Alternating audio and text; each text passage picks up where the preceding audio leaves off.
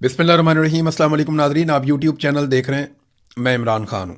हुकूमत की हालत वाकई बहुत बदली है और वाकई में एस्टेब्लिशमेंट भी अब तंग आ गई कि जनाजा कब तक उठाना है हमने। वैसे तो पाकिस्तानियों ने एस्टेब्लिशमेंट का जनाजा उठाया हुआ है 70-80 सालों से, और अब एस्टेब्लिशमेंट के कंधों पे खुद एक जनाजा आ गया है और उनकी अपनी करतूतों की वजह से आया। जिन लोगों को लाकर उन्होंने मुसल्लत किया, उनकी नालायकी का खुमियाजा उन्हें भी भुगतना पड़ रहा है। बहरहाल एस्टेब्लिशमेंट की या आसिम मुनीर साहब की इस वक्त की जो इंश्योरेंस पॉलिसी है वो यही वाले हुक्मरान है और किसी के साथ उनका गुजारा हो नहीं सकता।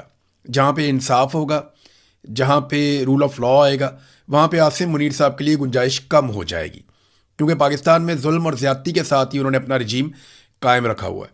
बहरहाल ये अब वज़रा को कह रहे हैं कि आप ट्वीट्स करें, यानी वफाकी वज़रा को ट्वीट करने पड़ रहे हैं। उन सबको ये कहा गया कि आप स्टेटमेंट जारी करें कि हमने बड़ा शानदार बजट जारी कर दिया है जनाब, बजट के अंदर ये रिलीफ दे दिया, वो रिलीफ दे दिया। असल कहानी कुछ और है और वज़रा बेचारों से झूठ बुलवाया जा रहा है, क्योंकि और कोई झूठ बोलने के लिए तैयार नहीं है। PMLN के अपने ज़ाती दानश्वर, उनके अपने घर के सहाफ़ी, वो सारे भी अब थू थू कर रहे हैं और वो ये कह रहे हैं कि आपने बेड़ा गर्क करके रख दिया इकॉनमी का, हम अब आपका सपोर्ट नहीं कर सकते, अब हम आपको किसी किस्म की सहूलत नहीं दे सकते। तो आपके लिए ये सहूलत अब मुयसर नहीं है। यानी जितना झूठ हम बोल सकते थे हमने बोल दिया, इससे ज़्यादा क्या बोलें। आपने बेड़ा ही गर्क करके रख दिया आवाम का। आप तो प्रोटोकॉल के साथ बाहर निकलते हैं तो लोग हमें जूतियां मारेंगे। तो अब बहुत सारे ऐसे लोग जो PMLN की बिलावजह तारीफें करते थे वो भी हाथ खड़े कर गए हैं। यानी बिलावल ने, जरदारी ने, इन्होंने भी अपने आप को इस बजट से अलग करने की तैयारी कर ली कि जनाब हम नहीं है, ये जो कर रही है नून लीग कर रही है। एस्टेब्लिशमेंट के टाउट भी अब नून लीग के खिलाफ बोलना शुरू हो गए हैं। तो अब आखिरी हरबा ये था कि वज़रा को कहा गया कि यार तुम लोग तो ट्वीट करो ना, तुम लोग तो सब कहो कि जनाब बहुत अच्छी इकॉनमी, बहुत अच्छा बजट। वज़रा क्या कह रहे हैं? नंबर एक, जो वो जोर लगा रहे हैं इस बात के ऊपर, जंग के हवाले से वो कहते हैं जी जंग में बड़ा रिलीफ दिया पाकिस्तानी कौम को पाकिस्तानी वज़ीर आज़म ने। तो बात यह है कि जंग के दौरान पूरी दुनिया में जो सबसे करीब मुल्क था इस जंग के, ईरान के बिल्कुल साथ पाकिस्तान है ना, तो सबसे ज़्यादा इंपैक्ट पाकिस्तान पर डाल दिया पकड़ के। यानी हमारी पेट्रोल की सप्लाई एक दिन नहीं रुकी। हमारे यहाँ पे वो कह रहे थे जी कंटेनरों टैंकरों के ढेर लगे हुए हैं, हमारे पास माल आ रहा है, कोई प्रॉब्लम ही नहीं है, तेल भी आ रहा है, गैस भी आ रही है, कोई प्रॉब्लम नहीं है। ये खुद वज़रा ने कहा हुआ है। लेकिन इसके बावजूद पाकिस्तान में लोगों को तरसा दिया गया। पूरी दुनिया में सबसे ज़्यादा पेट्रोलियम मसनूआत पे कीमतें पाकिस्तान में बढ़ी, और ये आलमी कीमतों की वजह से नहीं बढ़ी। देखिए, आलमी कीमत में जब इजाफा होता तो किसी भी मुल्क के अंदर पेट्रोल की कीमत में इजाफा ही होता है। लेकिन हमारे यहाँ पेट्रोल की कीमत में इजाफा नहीं हुआ, हमारे यहाँ पे टैक्सेस में इजाफा हुआ था। पेट्रोल की कीमत तो वहीं पे थी, इन्होंने लेवियां उठा के 100 सवा सौ तक पहुंचा दी। जो लेवी वसूल की जा रही है ये पेट्रोल की कीमत नहीं होती। ये सारे टैक्स लेने के बाद जो इजाफी टैक्स लिया जाता है ये वो होता है। तो इजाफी टैक्सेस जो है वो बहुत ज्यादा इन्होंने वसूल किए। पूरी दुनिया में जंग के बहाने जिस मुल्क ने अपनी कौम को लूटा है वो पाकिस्तान है। तो वज़रा कह रहे हैं जनाब जंग में बड़ा अच्छा काम किया। फिर रिलीफ के दावे किए गए कि जनाब अवाम को बहुत रिलीफ दिया गया, ये दावे किए जा रहे हैं। कौन सा रिलीफ दिया अवाम को? जो 200 यूनिट तक के लोगों के ऊपर थोड़ी बहुत सब्सिडी थी वो भी खत्म कर दी गई। आम आदमी बिजली का बिल 4 गुना पे कर रहा है। कई लोग बेचारे जो हैं वो फिक्स चार्जेस से परेशान हो गए हैं। जिन लोगों ने सोलर लगाए थे तंग आके, उनकी जिंदगी भी अजाब बना दी गई है। इंडस्ट्री जो है वो सारी की सारी बिठा दी गई है। गरीब आदमी, छोटी इंडस्ट्री, छोटा कारोबारी लोग, ये सब बहुत परेशान है। आप देख लें, ईद के ऊपर ताजरों ने प्रेस कॉन्फ्रेंस करके कहा कि हमारे यहां पे खरीदारी 70% कम हो गई है, हमारी सेल में 70% तक कमी हुई है। ये बहुत बड़ी कमी है। पाकिस्तान का पूरा मईशत का भट्टा ही बैठ गया, तो आम आदमी को तो रिलीफ मिला कोई नहीं। और हुकूमत के अपने लोग कह रहे हैं कि 8.7 अरब डॉलर ये अशराफिया के ऊपर खर्च कर दिए गए सब्सिडीज कीमत के अंदर। उनको ये छूट दे दी गई, उन्हें रिलीफ दे दिया गया। गरीब आदमी के लिए टके का रिलीफ नहीं है, गरीब आदमी को कुछ नहीं दिया गया। लेकिन अशराफिया को क्या कुछ दिया गया? अरबों डॉलर्स के उनको रिलीफ दे दिए गए। यानी जितना पैसा हमने 3 साल में IMF से लिया, उतना पैसा हमने 1 साल में अशराफिया की जेब में डाल दिया। यह किया पाकिस्तान के साथ। यानी पाकिस्तान जितना भी कर्जा लेता है, यानी रोजाना के हिसाब से अगर हम करें तो 20 से 25 अरब रुपए रोज के बनते हैं। 22-23 अरब रुपए के आसपास की वो अमाउंट है। रोजाना पाकिस्तान इतना कर्जा लेता है। तो ये जितना कर्जा पाकिस्तान लेता है, जाता कहां, इसका तो हिसाब ही कोई नहीं है। लेकिन अब पता चल रहा है कि ये छूट दी जाती है अशराफिया को, एलीट क्लास को, अपने आसपास के लोगों को। मगरमच्छों को यह पैसा खिलाया जाता है और यह रिलीफ मगरमच्छों को दिया गया है, आम पाकिस्तानियों को नहीं दिया गया। फिर माशी तरक्की के इन्होंने दावे कर दिए। जहां पे इमरान खान साहब माशी तरक्की के इशारे छोड़कर गए थे ना, ये उसके आद में भी नहीं पहुंचे अभी तक। इमरान खान साहब जो तरक्कियाती मंसूबे उनके दौर में चल रहे थे वो तो सारे बंद हो गए, जिन्होंने बाद में डिलीवर करना था। तरक्कियाती बजट जो है वो इन्होंने आधा कर दिया। पाकिस्तान के अंदर कोई नया मंसूबा लगेगा नहीं, इन्होंने खुद अनाउंस कर दिया। पाकिस्तान में जितने पुराने बड़े मंसूबे चल रहे थे वो सारे अब मुंजमद हो जाएंगे, बंद हो जाएंगे, ये भी इन्होंने खुद अनाउंस कर दिया। और मईशत की जो हालत इन्होंने की है, तरक्की तो बहुत दूर की बात है, मईशत का बेड़ा गर्क हो गया, वो वेंटिलेटर पे पड़ी हुई है। और ये इनके अपने मुंह के अल्फाज हैं। आज इनको कर्जा मिलना बंद हो जाए और आज इनके वेंटिलेटर उतार लिए जाएं तो इनको सुबह अनाउंस करना पड़ जाएगा कि हम दिवालिया हो चुके हैं। तो ये तो डोनाल्ड ट्रंप की खुशामद कर करके इधर से पैसा ले, उधर से पैसा ले, उधार पैसा पकड़, कौम के ऊपर इजाफी टैक्सेस लगा के, बिजली और गैस की कीमतें ज्यादा करके, पेट्रोलियम लेवी लगा के किसी ना किसी तरह ये पहिया घसीट रहे हैं, किसी ना किसी तरह ये हुकूमत चला रहे हैं, वरना इनके पल्ले कुछ नहीं है। महंगाई का वो कहते नहीं खात्मा कर दिया। कोई एक चीज बताएं जो पहले से सस्ती हो। बिजली पहले से महंगी है, 1 गुना 2 गुना नहीं, इससे भी ज्यादा महंगी है। गैस पहले से महंगी है, कोई 2 4 5 गुना नहीं, 10 गुना महंगी है। पेट्रोल पहले से महंगा है। कितना महंगा है? डबल से भी ज्यादा कीमत का है। और कोई चीजें बताएं। आटा जो 1100 रुपए का मिलता था वो 3000 के आसपास पहुंच जाता है, वो भी पहले से महंगा है। घी, चावल, दूध, दही, अंडे, हर चीज, जो चीज आप उठाएंगे, सब्जियां उठा लें, गोश्त उठा लें, हर चीज पहले से बहुत महंगी है। तो इन्होंने कौन सी चीज सस्ती की है? वो जो सरकारी मुलाजमीन की तनख्वाहों में इजाफे का इन्होंने छोटा सा एक ऐलान किया है, वो ना भी करते तो कोई फर्क नहीं पड़ना था, वो कर देंगे तो फिर भी कोई फर्क नहीं पड़ेगा। गरीब आदमी को इन्होंने पीस के रख दिया। तनख्वाहदार तबका सबसे ज्यादा बोझ उठा रहा है। गुर्बत में, बेरोजगारी में और महंगाई में इजाफा हुआ है।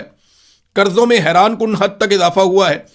टैक्सों में और लेवीज में इन्होंने भरमार कर दी है। बैरूनी सरमायाकारी पाकिस्तान में लगातार कम हो रही है। पाकिस्तान में एक्सपोर्ट्स लगातार गिरती चली जा रही हैं।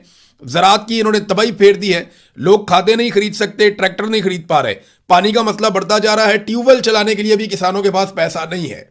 ये पाकिस्तान के अंदर इन्होंने ज़राअत के साथ और सनत के साथ किया है। तालीमी शोबे में क्या किया, जरा ये आप देखें। ये तैमूर झगड़ा साहब ने बाकायदा इसको एक जगह पे अनाउंस भी किया है। हायर एजुकेशन का जो मामला है पाकिस्तान में, ये वफाक के पास है। हायर एजुकेशन का जो शोबा है वो वफाक के पास है। तो यहां पे 278 यूनिवर्सिटियां हैं पाकिस्तान के पास, 278 ये यूनिवर्सिटियां हैं पाकिस्तान के पास, जिन्हें हायर एजुकेशन कमीशन बजट देता है। हायर एजुकेशन का जो बजट है 2022 से 2025 तक, यानी इमरान खान की हुकूमत गिरने से लेकर 2025 यानी पिछले साल तक 65 अरब रुपए इसका बजट रहा, उससे नहीं बढ़ाया गया।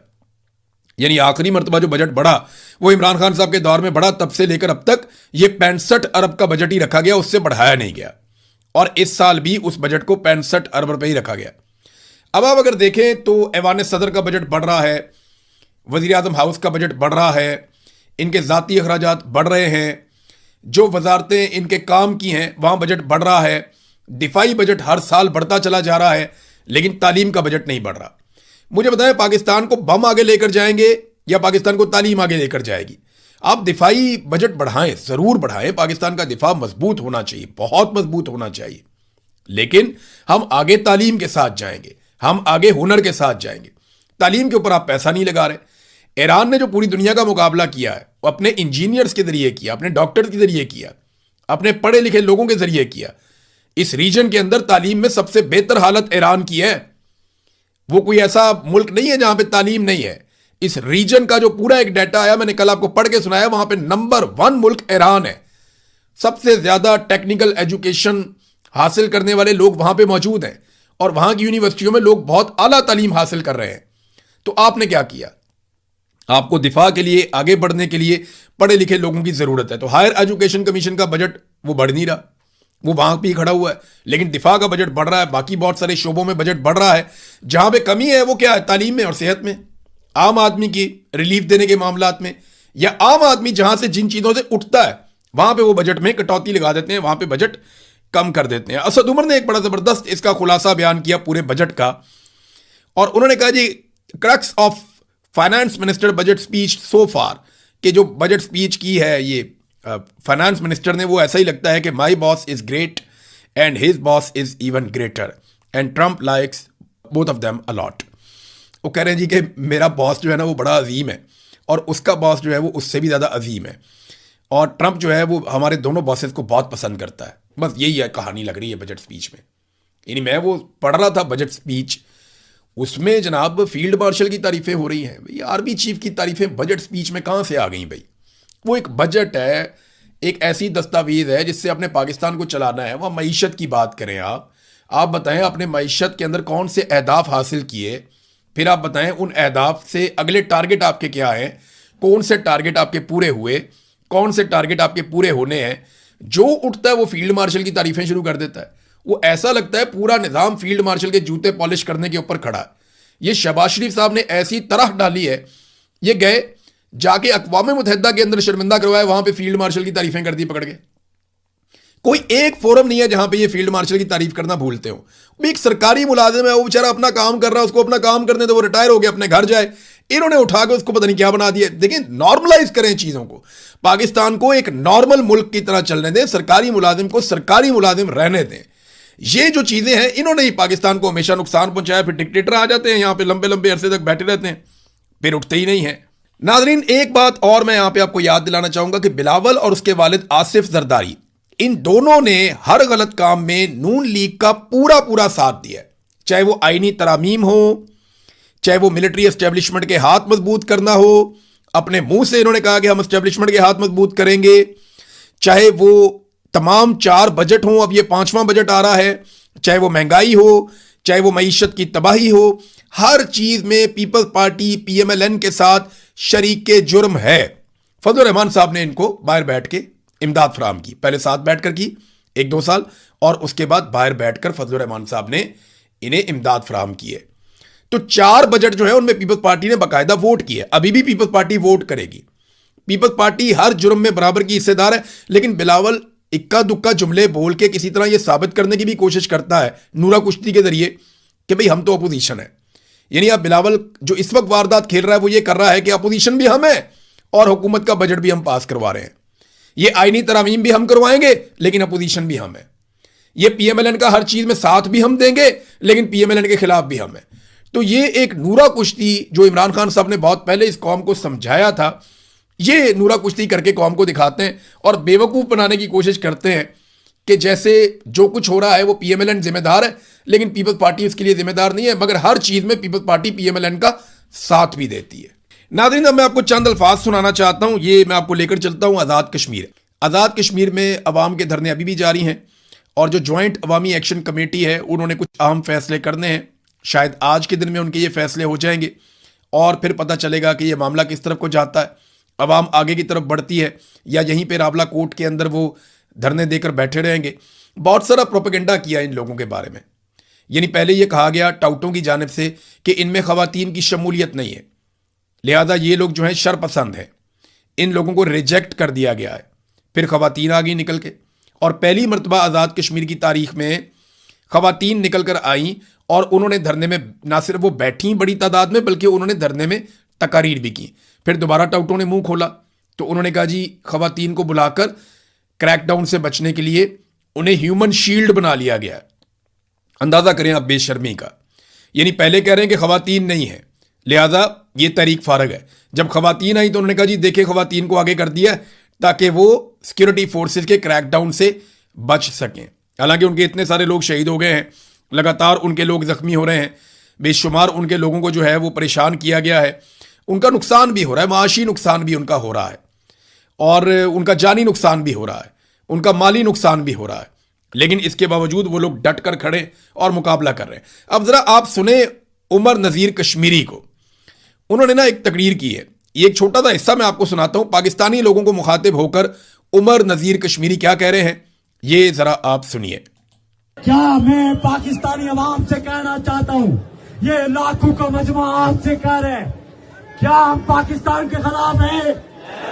क्या हम पाकिस्तान के खिलाफ है? नहीं। पाकिस्तानी रियासत के खिलाफ है? नहीं। पाकिस्तानी अवाम के खिलाफ है? नहीं। पाकिस्तानी अवाम हमारे भाई है, हमारे भाई है, हम उसके खिलाफ नहीं है। इनकी ताइज से, इस मलबे की ताइज से ना हमारा झगड़ा पाकिस्तानी रियासत से, ना हमारा झगड़ा पाकिस्तानी अदारों से, ना हमारा झगड़ा पाकिस्तानी फोर्सेस से, और पाकिस्तानी अवाम से तो हमारा झगड़ा बनता ही नहीं। वो हमारे एहताजी हैं। सुना नाज़रीन आपने, और भी बहुत कुछ बोला। इन्होंने ये भी बोला कि लानत भेजते हैं इंडिया के मामलात के ऊपर, और इन्होंने इंडिया से शिकायत भी की। उन्होंने कहा कि जम्मू कश्मीर के अवाम के साथ हम हैं, पाकिस्तान के अवाम के साथ हम हैं, और साथ में इन्होंने कहा कि ये जो हम पे इल्ज़ाम लगाया जाता है उसकी तकलीफ का इजहार किया। तो एक तरफ काला चैनल है जिसको एजेंसियां चलाती हैं। पाकिस्तान की मिलिट्री एस्टेब्लिशमेंट ने सोशल मीडिया के मुकाबले में अपने कुछ चैनल्स लॉन्च किए थे, जिनमें एक काला चैनल भी है। काले चैनल के और भी बहुत सारे छोटे छोटे इधर उधर उन्होंने ग्रुप बनाए हुए हैं। कुछ सहाफ़ियों को उन्होंने बरतानिया में, इधर उधर मुख्तलिफ मुल्कों में लॉन्च भी किया हुआ है काले चैनल के अंदर। तो ये जो काला चैनल जिसकी काली करतूतें हैं, इसके लोग दिन रात ये साबित करना चाह रहे थे कि ये जो कश्मीरियों की जॉइंट अवामी एक्शन कमेटी है ये कोई जत्था है। लेकिन कश्मीरियों ने अपने इत्तेहाद से साबित किया कि वो जत्था नहीं बल्कि वो कश्मीरी अवाम है, और वो अवाम की आवाज़ है। ख़वातीन भी उसमें निकल आई। फिर वो ये साबित करने पर लगे हुए थे कि ये इंडियन स्पॉन्सर्ड हैं और इंडिया इनको सपोर्ट कर रहा है, और ये पाकिस्तान को तोड़ना चाहते हैं या कश्मीर को इंडिया के साथ लेकर जाके मिलवाना चाहते हैं। कोई इस तरह की बातें उन्होंने करना शुरू की। लेकिन इन तमाम प्रोपेगेंडों का तोड़ ये चंद सेकंड की वीडियो के अंदर जो मैंने आपको सुनाई, ये 1 मिनट से भी छोटी वीडियो है, 2.5 मिनट का ये पूरा क्लिप है, मैंने ये सुना है। तो सारा प्रोपेगेंडा वाड़ के रख दिया उमर नज़ीर कश्मीरी ने। काला चैनल जो है उसकी सारी इन्वेस्टमेंट ज़ाया हो गई। देखिए, बयानिया ऐसे नहीं बनता, ये नफरत फैलाने का काम कर रहा है। जो पाकिस्तान की मिलिट्री एस्टेब्लिशमेंट या जो एजेंसियों ने काले चैनल या इस तरह के और चैनल्स बनाए हुए हैं, उनके ज़रिए से वो लगातार नफरत फैला रहे हैं। उनके ज़रिए से वो लगातार पाकिस्तान को तोड़ने की साजिश कर रहे हैं। उनके ज़रिए से वो बिल्कुल वही काम कर रहे हैं जब बांग्लादेश टूटा था, उस वक्त जनरल याया के लोग ये काम कर रहे थे, जो आज दोबारा से काले चैनल से और इस जैसे लोगों से ये काम करवाया जा रहा है। बहरहाल ये प्रोपेगेंडा बेनकाब हो गया। उमर नज़ीर कश्मीरी के मुंह से आपने सुन लिया, तो अब टाउट्स क्या कहेंगे? अब वो किस तरीके से कश्मीरियों को गद्दार करार देंगे? ये गद्दार गद्दार कहने वाला सिलसिला बंद होना चाहिए। पाकिस्तान हम सबका है, हम सारे पाकिस्तान के मालिक हैं। हम सबको पाकिस्तान से एक जितना प्यार है। कोई यूनिफॉर्म के अंदर है, कोई यूनिफॉर्म के बगैर है। तो ऐसा नहीं है कि यूनिफॉर्म के अंदर जो है उसको ये हक हासिल है कि वो पाकिस्तान के सारे फैसले करे। पाकिस्तान के फैसले पाकिस्तान की अवाम करेगी, और पाकिस्तान का हर शहरी पाकिस्तान का वफादार है। लोगों को गद्दार मत बनाओ। सबकी अपनी अपनी ओपिनियन होती है, इख्तलाफ राय को गद्दारी की वजह मत बनाया जाए। नाजरीन, जहां पे एक और बड़ी खबर है, और बैनुल अक़वामी सतह पे अमेरिका और ईरान का मुआहिदा, और यह मामला अब काफ़ी आगे बढ़ चुका है। डोनाल्ड ट्रंप ने भी अनाउंस किया था, पाकिस्तानी प्राइम मिनिस्टर ने भी अनाउंस किया है, और उसके अलावा इस पे दीगर जगहों से भी अनाउंसमेंट्स आ रही हैं। यानी अब ईरान की तरफ से भी इसकी कंफर्मेशन आई है। तो वो कौन सी चीज़ें हैं जो ईरान और अमेरिका में तय पा रही हैं? ईरानी सोर्सेज ने 14 निकात बताए हैं। डोनाल्ड ट्रंप ने इसको गैर संजीदगी कहा कि इन चीज़ों को भी पब्लिक नहीं करना चाहिए।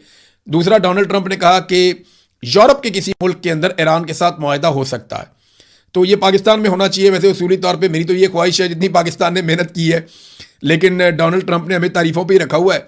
बाकी रिलीफ उन्होंने सारे इंडिया को दिए हैं, पाकिस्तान को रिलीफ कोई दिया नहीं।